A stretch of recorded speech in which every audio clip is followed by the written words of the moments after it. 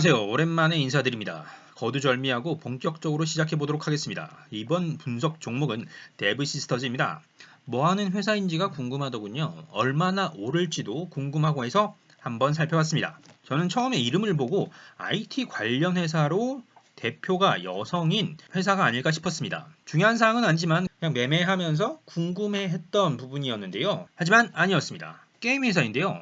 데브시스터즈보다 훨씬 대중적으로 알려진 바로 쿠키런을 개발하고 운영하는 회사가 데브시스터즈였습니다. 저는 모바일 게임을 많이 하지 않는 편이긴 하지만 주변에는 많이 하는 친구들이 있었고 쿠키런이 대중적이라는 것 정도는 알고 있었는데요. 하지만 한편으로는 모바일 게임으로 한다라고 하면 포트폴리오가 많아야 수익성이 좋을 텐데 라는 생각이 들기도 했습니다. 이 같은 한계점을 돌파해야 한다고 생각되었는데요. 실제 회사의 포트폴리오를 보게 되면 쿠키런밖에 없습니다. 물론 그 안에서 다양한 시나리오 기반의 확장과 함께 글로벌 확장에 용이한 이야기 소재를 집중적으로 파겠다는 선택과 집중의 전략적 선택은 존중합니다. 비즈니스에는 정답만 있는 게 아니라 정답을 만들어가는 과정과 경험이 중요하니까 말이죠.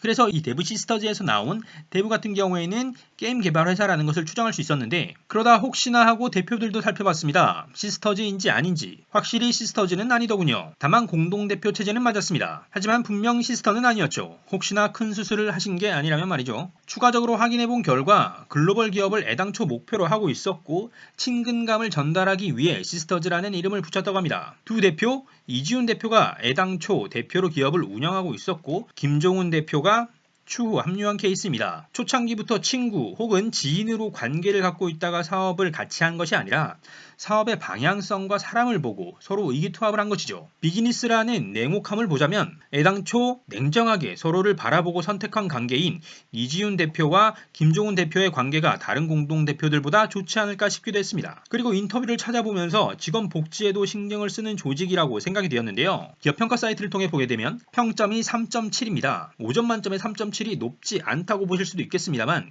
지금 한국에서 가장 잘 나간다고 할 수 있는 카카오가 해당 플랫폼에서 3.8을 받고 있습니다. 물론 평가 리뷰가 훨씬 많은 카카오가 공정하다고 할 수 있긴 하겠습니다만 분명 낮은 수준은 아니라고 할 수 있을 것 같습니다. 무엇보다 연봉이 낮지 않은 게 큰 영향으로 보였는데 근로복지 중 가장 최고의 복지는 연봉이라고 하죠. 역시나 부러웠습니다. 이런 회사. 다시 정신 차리고 본론으로 돌아와서 쿠키런 하나로 돈을 얼마나 벌었길래 이렇게 주목을 받고 있는지 큰손들이 장난치는 건 아닌지 주가가 한 달 사이에 2.5배 그러니까 시가총액도 2.5배나 뛰었다고 할 수 있겠는데요. 2조 원을 뛰어넘는 시가총액을 달성했습니다. 유사한 기업으로 비교를 해보게 되면 카카오 게임즈가 5조 원 수준입니다. 시가총액으로 되면 절반이 조금 안 되는 수준인데요. 비슷하게 볼 수 있는 넷마블의 시가총액이 10조 원이 조금 넘습니다. 이 같은 것을 실제 가치로 좀 보게 되면 카카오 게임즈의 올해 반기 매출이 2,500억 정도이고 넷마블의 경우에는 1조 원입니다. 확실히 같은 산업에 있지만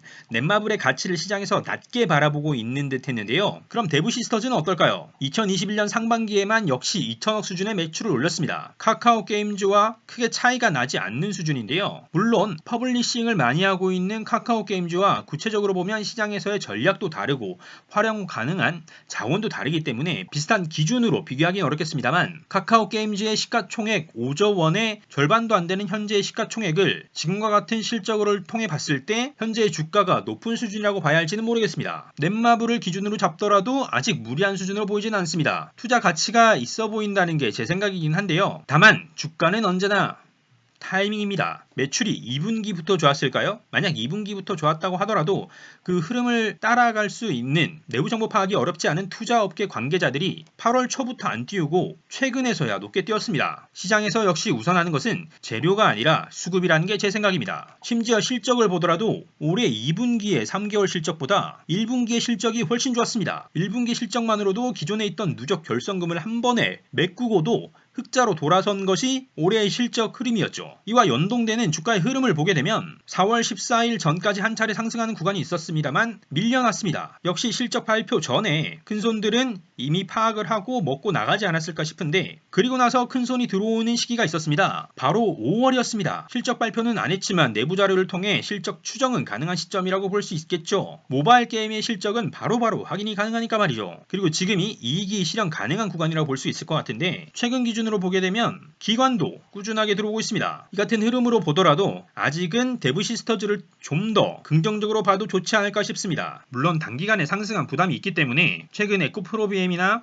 SK케미칼에서 봤듯이 시초가에 잘못 들어갔다가 멘탈 나가고 손절했다가 손실을 입을 수 있으니까 단기 상승 주식에 대해서는 스스로 관리할 수 있는 수준만큼만 투자하고 행운이 아닌 경험과 실력으로 무장해 나가셔서 실수를 줄이는 투자하시길 바랍니다. 쿠키런이라는 재밌는 소재 덕분에 이번 데브시스터즈 영상을 찍게 되었습니다. 다음에 또 새로운 종목으로 찾아뵙도록 하겠습니다. 그때까지 성투하시고 다음 영상에서 뵙겠습니다. 감사합니다.